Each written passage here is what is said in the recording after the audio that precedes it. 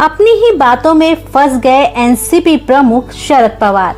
जी हां, शरद पवार पिछले 2 दिनों से दिल्ली में प्रेस कॉन्फ्रेंस कर रहे हैं। पहले दिन के प्रेस कॉन्फ्रेंस में जहां शरद पवार ने महाराष्ट्र के गृह मंत्री अनिल देशमुख को हटाने तक की बात कह दी थी, वहीं दूसरे दिन की अपनी प्रेस कॉन्फ्रेंस में उन्होंने अनिल देशमुख को बचाने का पूरा प्रयास किया। इतना ही नहीं, वो अपने साथ कुछ दस्तावेज लेकर आए थे जिसके बलबूते पर वो बता रहे थे कि अनिल देशमुख 5 से 15 फरवरी तक अस्पताल में भर्ती थे और 16 से 27 फरवरी तक वो घर में आइसोलेट थे। फिर ऐसे में सचिन वाजे और देशमुख की मुलाकात के आरोप बिल्कुल भी सही नहीं है।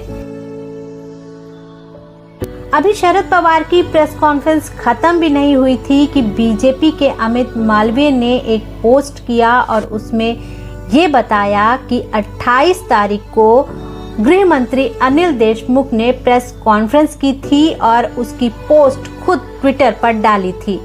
अब ऐसे में सवाल ये उठता है कि आखिर शरद पवार झूठ क्यों बोल रहे हैं। अब ऐसे में शरद पवार पर पत्रकारों ने सवाल करना शुरू किया। सवालों पर शरद पवार ने किस तरह से रिएक्ट किया वो हम आपको दिखाते हैं। प्रेस कॉन्फ्रेंस कर रहे थे, आपके प्रेस कॉन्फ्रेंस को देखने के बाद अमित मालवीय ने ट्वीट किया है कि 15 फरवरी को अनिल देशमुख एक प्रेस कॉन्फ्रेंस कर रहे थे, वीडियो भी साझा किया है। अनिल देशमुख का 15 फरवरी को अनिल देशमुख ने खुद ट्वीट किया है, 15 फरवरी को ये प्रेस कॉन्फ्रेंस कर रहे हैं। तो आप सब कह रहे हैं कि वो क्वारंटीन में थे, आप कह रहे हैं वो घर में थे। आपने अभी डेट दिया सर 15 से 27 होम क्वारंटीन का। ये मेरे पास सर्टिफिकेट सर ये अनिल खुद की कौन सी किसको मालूम? सर देखिए ना, ये अनिल देशमुख का खुद का ट्वीट है। 15 फरवरी का ट्वीट है सर। 15 फरवरी का ट्वीट है सर, उनकी प्रेस कॉन्फ्रेंस है।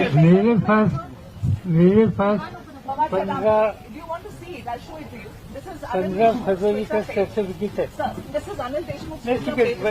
I am giving this. अब जब मीडिया ने पूछा कि जब अस्पताल में थे तो 28 फरवरी को अनिल देशमुख ने प्रेस कॉन्फ्रेंस कैसे की, ऐसे में शरद पवार कुछ नहीं बोल पाए क्योंकि उनको कुछ पता ही नहीं था। दरअसल शरद पवार के पास भी सही जानकारी नहीं। अब सवाल ये है कि शरद पवार को ये गलत जानकारी किसने दी। जो दस्तावेज शरद पवार को दिए गए वो किसने दिया। खुद शरद पवार भी इस बात की तह तक जाना चाहेंगे कि आखिर किसने उन्हें गलत जानकारी दी जिसके कारण उनको मीडिया के सामने झूठा साबित होना पड़ा।